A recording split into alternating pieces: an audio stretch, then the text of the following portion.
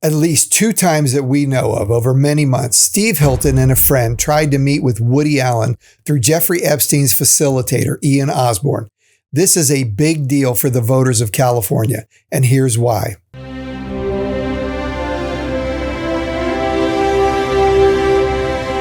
As part of the release of the Epstein files by the Department of Justice, a lot has been happening in the UK these days with folks like Prince Andrew and Peter Mandelson. But those aren't the only officials facing scrutiny. Steve Hilton, former director of strategy for Prime Minister David Cameron, in this email dated July 23, 2011, appears alongside his co-worker Rohan Silva. They're trying to meet Woody Allen through Ian Osborne, an Epstein confidant and business partner who appears well over 4,000 times in the Epstein files.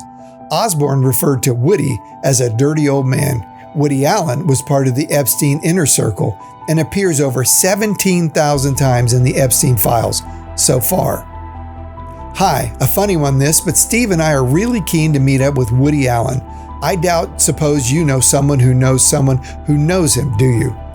Ian Osborne forwards that email to Jeffrey Epstein and says, just in case your friend Woody Allen is interested, this is from David Cameron's office, Rohan Silva, head of Prime Minister's Policy Unit, and Steve Hilton, Director of Strategy. If he's in London anytime soon, they would love to welcome him to number 10. Number 10 is shorthand for 10 Downing Street, which is the official residence and office of the British Prime Minister. Epstein replies, would Cameron be there? That's the Prime Minister, and Osborne responds, yes, we could arrange it that Cameron would be there for at least part of his time at number 10. Epstein says, if it's important to you, I will strongly encourage. And Ian responds, it's not super important to me, but just something he should do when he's next in London. The very next day, Epstein reaches out and says, Les, ask Woody if on his way back from Rome, if he would like to stop in at number 10 Downing Street in London. I think he would find it amusing. Fun people that speak English. 2 days later, Epstein receives an email reminder that says, regarding stopping in at number 10 Downing Street in London on way back from Rome, hi, Woody said he would have to let Jeffrey know closer to our wrap date, September 3rd, to see if this were ever possible. Fast forward 8 months to March of 2012, and we see Ian Osborne say to Jeffrey Epstein, looking forward to seeing you in Paris. Epstein had a luxury apartment in Paris. Wednesday night, Thursday morning, best for me. Do you think Woody would mind if Cameron's top 2 people would come and join for drinks, dinner, Wednesday or Thursday lunch? They're dying to meet him. He doesn't have to name them because Epstein already knows who they are. Epstein responds, Woody leaves today. Hilton would leave 2 months later. So what do we know? For 8 months, Steve Hilton and Rohan Silva attempted to get Ian Osborne to introduce them to Woody Allen through Jeffrey Epstein. And if Epstein can make this happen, Ian Osborne has the pull within the British government to make sure that the Prime Minister will be there. No small feat. It's interesting to note that instead of reaching out to Woody Allen's agent or manager, Steve Hilton and Rohan through Ian Osborne chose to ultimately reach out to a convicted pedophile. Why? You'll have to ask Steve Hilton. But he certainly knew who Epstein was because 3 years earlier, in 2008, the entire world watched as Jeffrey Epstein pled guilty to soliciting prostitution from a minor. And as more and more evidence comes to light, we're learning that Jeffrey Epstein was involved in a lot more than just trafficking young girls and children. Seems that it wasn't only the trafficking of young girls, as the narrative suggests, but there are code words that suggest Jeffrey Epstein and his associates could maybe even be engaging in some sort of consumption. Is that human consumption? Are there code words? There's a lot of talk of beef jerky. There's a restaurant called The Cannibal where the owner is listed in some of these documents. There's a lot of conspiracies that make you wonder. And I saw more emails about torture, and these coded conversations still have a very clear topic that torture was big.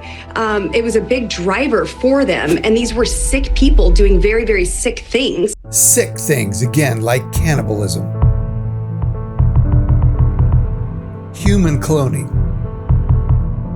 sex slavery, child trafficking,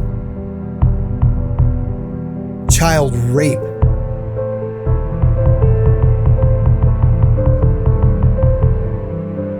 torture and murder,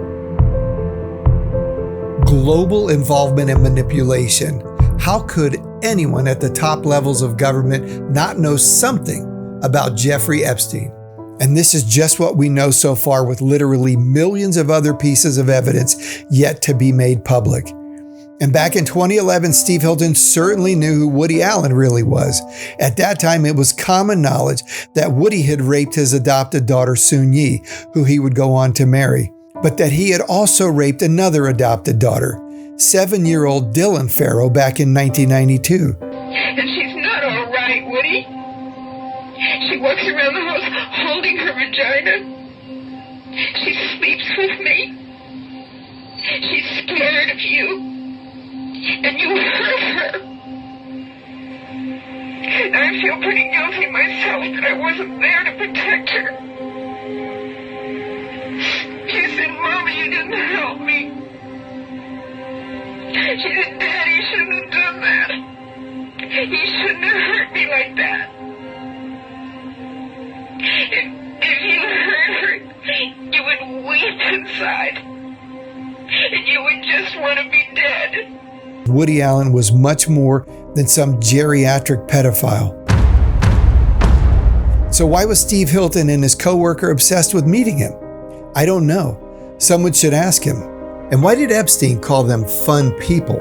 Did Steve Hilton ever meet Jeffrey Epstein? Again, I don't know, but he certainly knew Ian Osborne, Jeffrey Epstein's right-hand man. Remember, Ian shows up at least 4,329 times in the Epstein files and can be found visiting every residence Epstein possessed. So what are we saying here? Well, we're not saying that Steve Hilton was involved in raping little children, satanic worship, or cannibalism. But he was in a unique position as head of strategy for the Prime Minister of Great Britain, with access to the highest levels of British intelligence on anything and anyone. And if he knew all this was happening and didn't do anything to stop it or report it like President Trump did, then he's just as guilty as the perpetrators. Or Steve Hilton, in this premier position, rubbing elbows with some of the most vile people on the planet, was oblivious and ignorant of those in the room with him. This would make him thoroughly disqualified for the office of Governor of the state of California. In either case, Steve Hilton cannot be trusted, and as a state, we cannot afford to take this chance, can we?